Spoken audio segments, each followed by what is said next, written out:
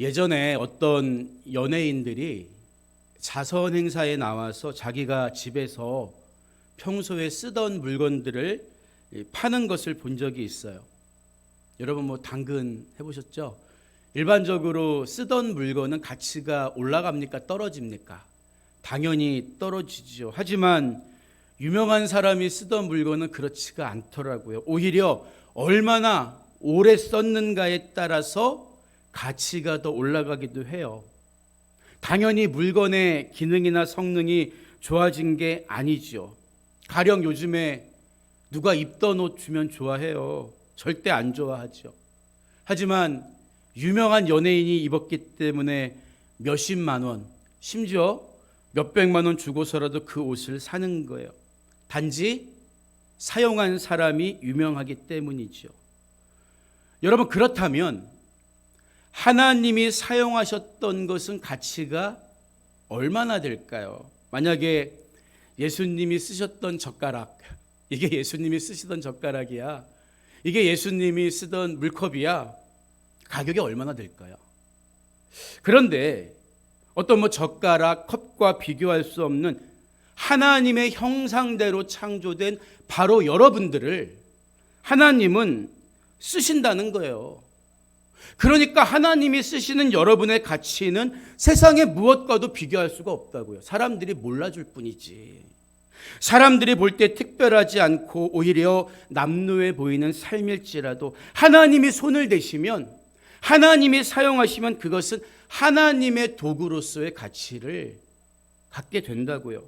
그리고 그것은 세상에서 가장 멋진 도구를 의미합니다.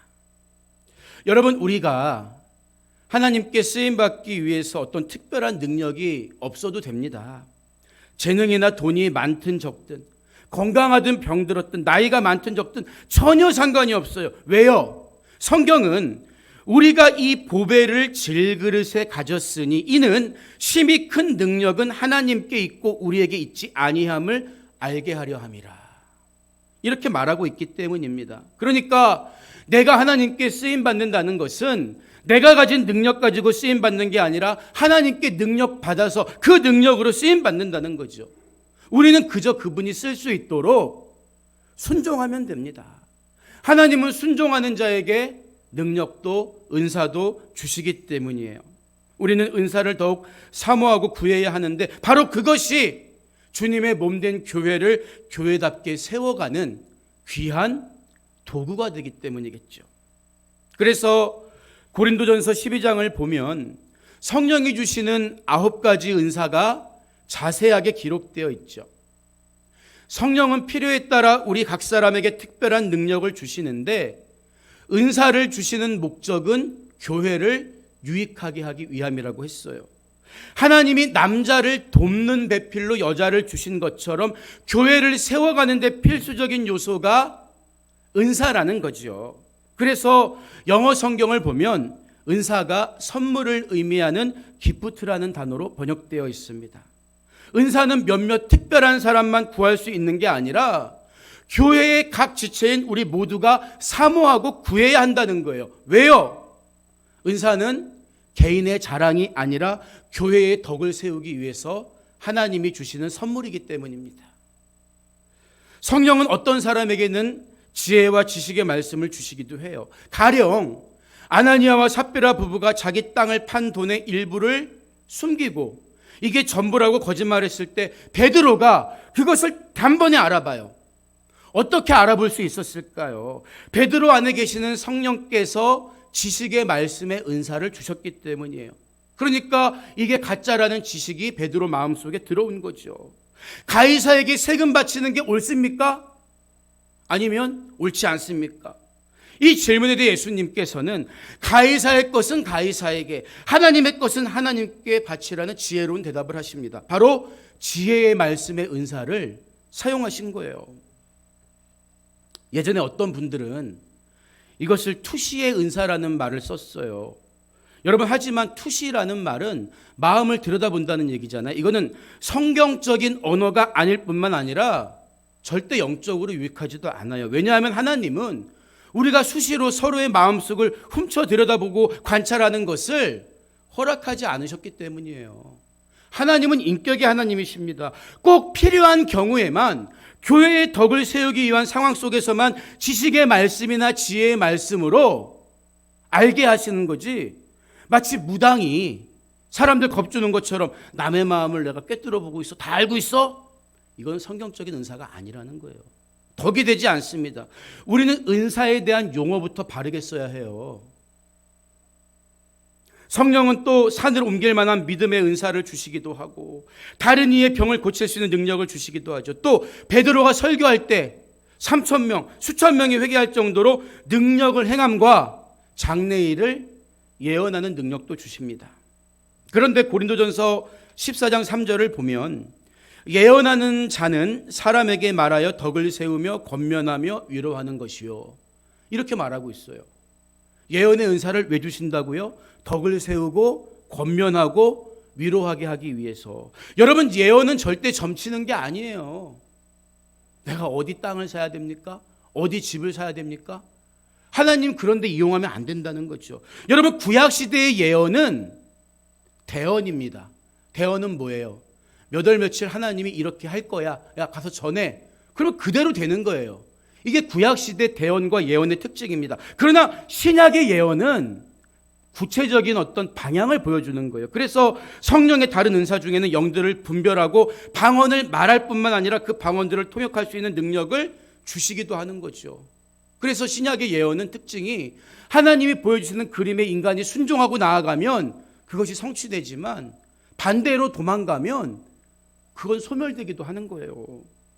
고린도 교회는 이런 성령의 은사가 넘쳐나는 교회였습니다. 하지만 그 은사들을 선용하지 못하고 오히려 서로 비방하고 편을 갈라 다투는 게 문제였지요. 가령 고린도 전서에서 언급하는 방언의 은사는 사도행전 2장에 나오는 언어의 은사와는 달라요.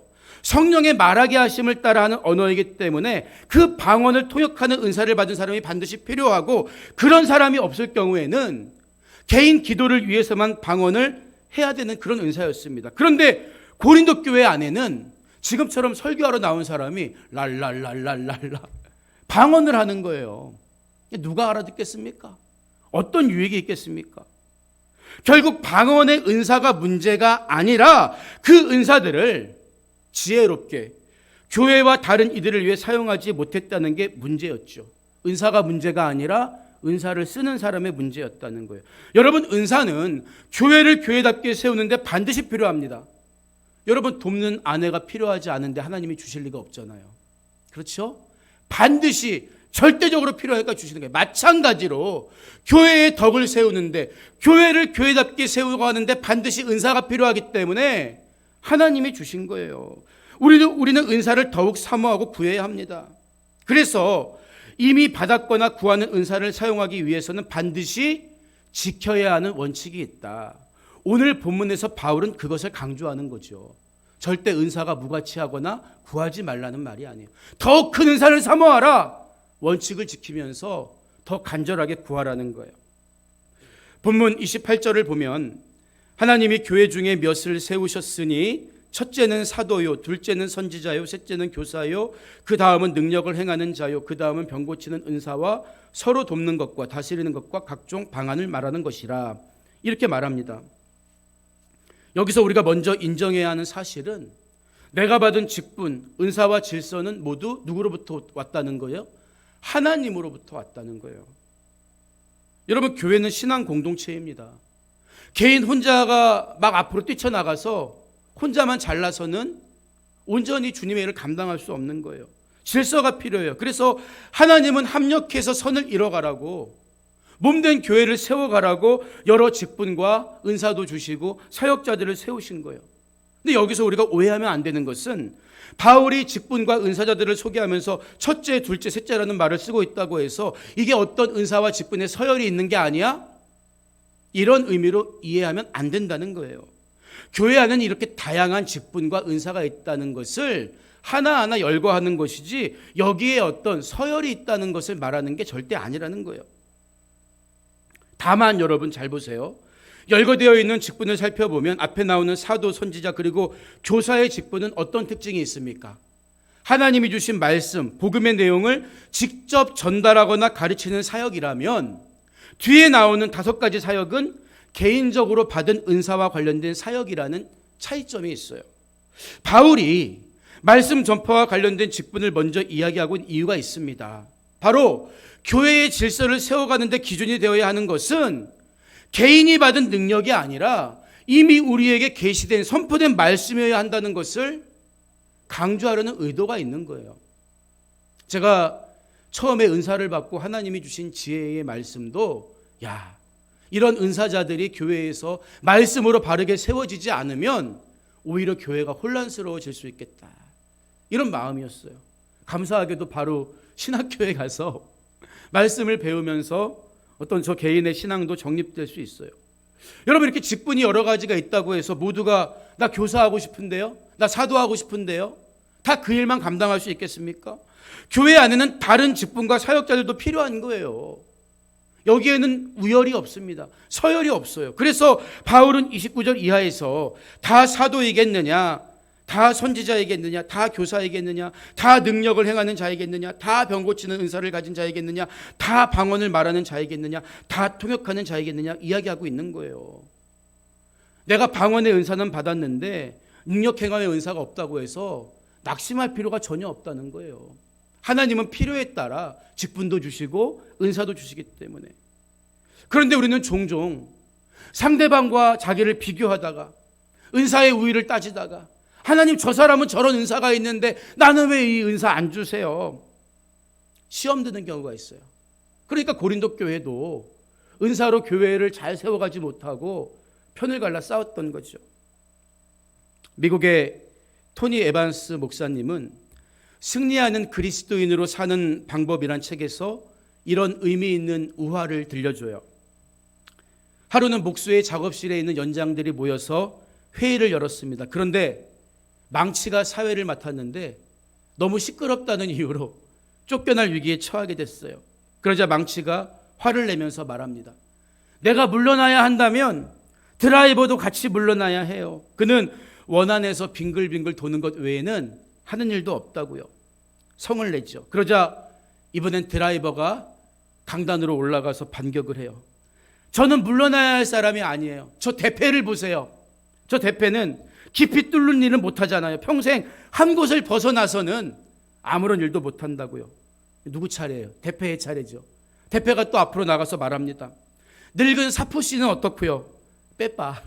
그는 마찰을 일으켜서 남을 열받게 하잖아요. 논쟁이 격렬해지고 있을 때 나사렛 목수가 그날 작업을 위해 도착하죠. 그분은 작업복을 걸치고 복음을 선포할 강단을 만들기 위해서 작업대로 가십니다. 그분은 망치와 드라이버, 대패 그리고 사포를 사용합니다. 사실 그분은 그 안에 있는 모든 도구를 다 사용하세요. 도구들이 다툴 이유가 전혀 없습니다. 무엇이든 그분의 손에 들리기만 하면 다 유익하고 유의미한 도구로 변하기 때문이에요. 누구 손에 들려 있는가가 중요한 거지 내가 누구인가가 중요한 게 아니에요. 하지만 악한 사탄은 자꾸만 내가 가지지 못한 것을 충동죄라고 부추기면서 남과 다투고 분열하게 만든다고요. 사탄이 우리의 차이를 부각시킬수록 나는 내가 누구의 손에 들려있는 존재인가, 하나님이 특별한 목적을 이루기 위해 부르신 귀한 도구라는 사실을 점점 깊이 깨달아야 하는 거예요. 그래야 우리 마음을 빼앗기지 않을 수 있는 것입니다. 그래서 고린도전서 12장 4절 이하의 말씀을 보면 은사는 여러 가지나 성령은 같고 직분은 여러 가지나 주는 같으며 또 사역은 여러 가지나 모든 것을 모든 사람 가운데서 이루시는 하나님은 같으니 이렇게 이야기하고 있는 거예요. 받은 직분이 다 다르고 받은 은사가 다 달라도 그것은 결국 한 분 하나님이 주시는 거라는 거예요. 그분의 필요에 따라서 아무리 사역이 다르다고 해도 그것을 우리에게 시키고 주신 분은 한 분 하나님이십니다. 그렇기 때문에 남과 비교하거나 저 사람은 왜 저런 은사를 받았어? 저 사람은 왜 저런 직분이야? 원망하고 깎아내리는 것은 사탄이 주는 마음이라는 거예요. 우리는 남을 판단할 게 아니라, 그러면 내가 주님의 손에 들린 도구로서 내 직분과 내가 하는 사역에 합당한 열매들이 맺히고 있는가? 점점 주님이 더 기뻐하시는 그 열매들이 맺혀지고 있는가? 남이 아니라 나 자신에게 엄격해야 하는 것입니다. 그런데 바울은 오늘 본문 마지막 31절에서 너희는 더욱 큰 은사를 사모하라. 내가 또한 가장 좋은 길을 너희에게 보이리라. 이렇게 이야기한다고요. 여러분 잘 보세요. 문맥의 흐름을. 바로 직전에 바울이 직분과 은사의 서로 다름을 인정하라고 이야기했잖아요. 다 사도겠느냐? 다 병 고치는 자이겠느냐? 달라. 그런데 갑자기 더욱 큰 은사를 사모하라. 이렇게 말하는 것을 어떻게 이해해야 할까요?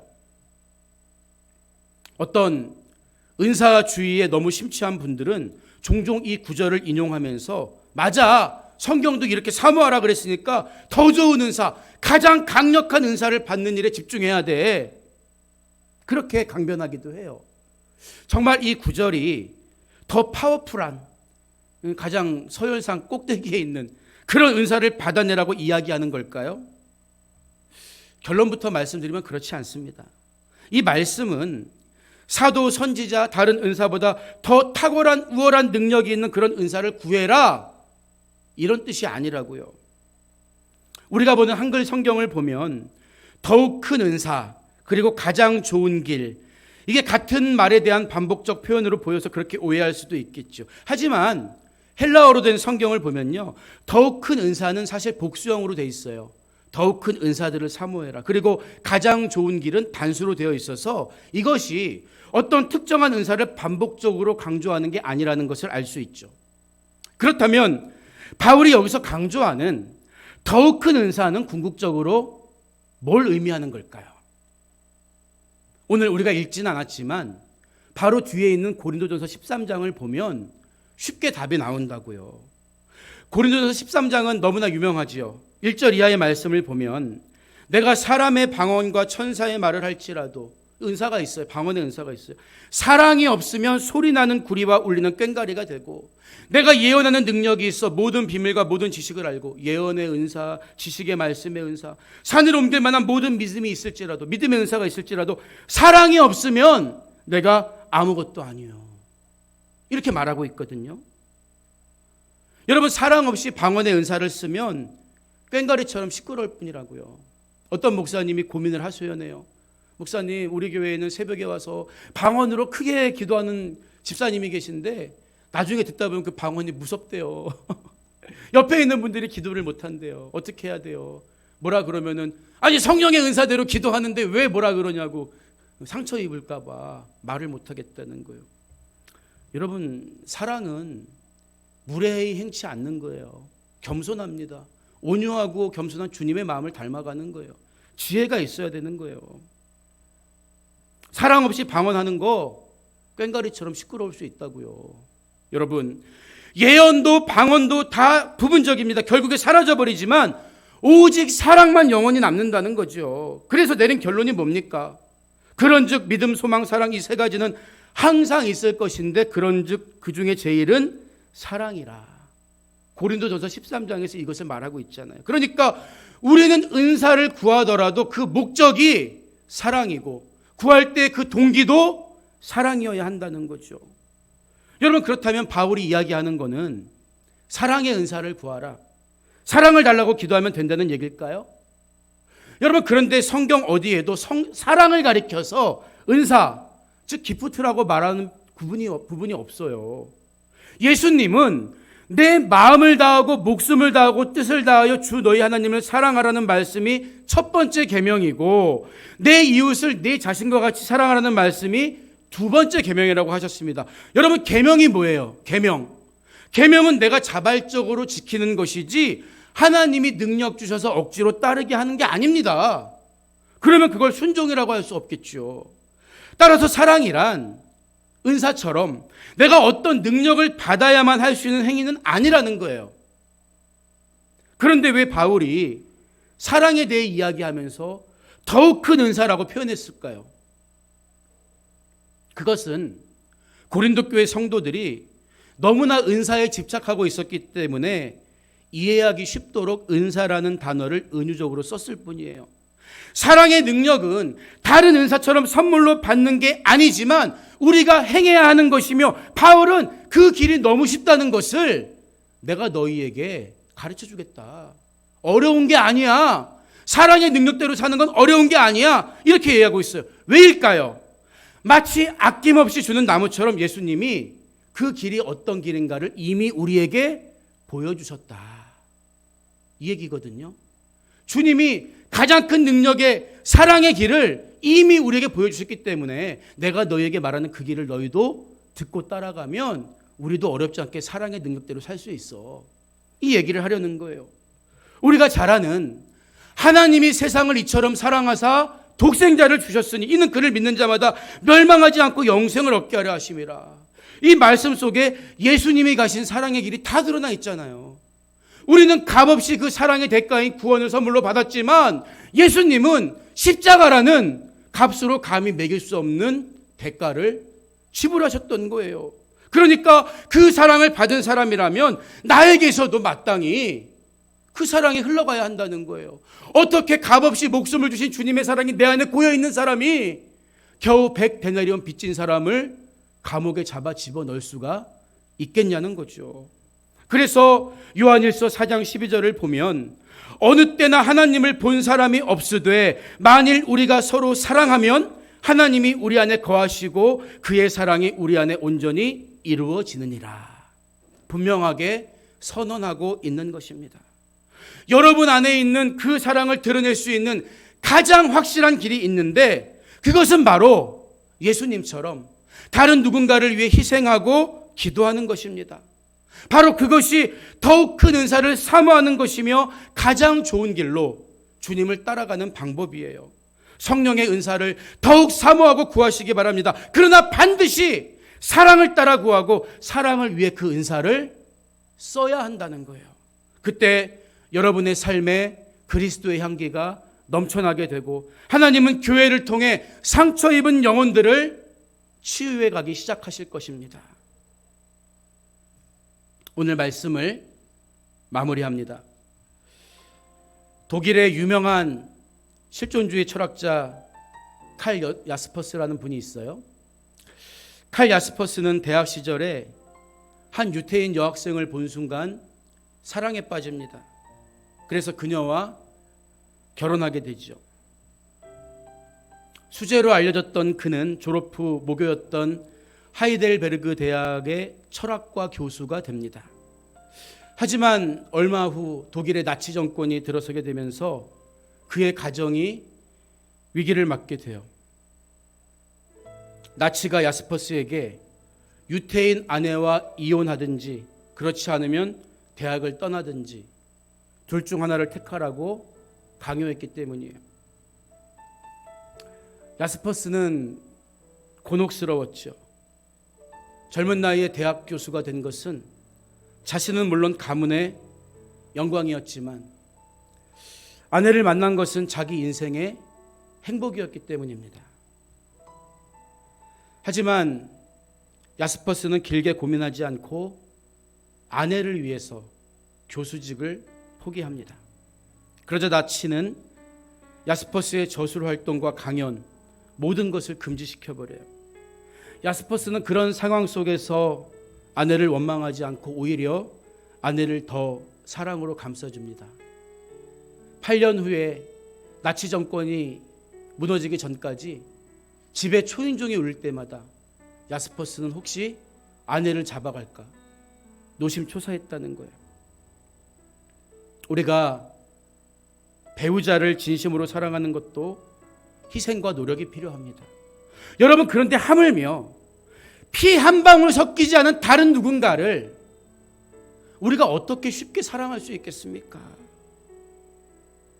사람들은요, 우리들을 보면서 너희들은 항상 입만 열면 사랑을 말하는데 왜 사랑이 보이지 않느냐고 하소연해요. 그렇기 때문에 우리는 사랑을 따라 은사를 구해야 하는 것입니다. 누군가를 조건 없이 사랑할 수 있는 주님의 마음을 갖는 것이야말로 너무나 위대한 능력이기 때문이에요. 맡은 직분과 받은 은사는 다를지라도 사랑의 능력을 가진 사람만이 예수님을 가장 많이 닮은 사람입니다. 그 사랑의 능력을, 은사들을 구하시기 바랍니다. 사랑의 능력 안에서 무엇을 하든 하나님의 기쁨이며 영광이 되는 주님의 몸된 교회가 다 되시기를 주님의 이름으로 간절히 부탁드립니다.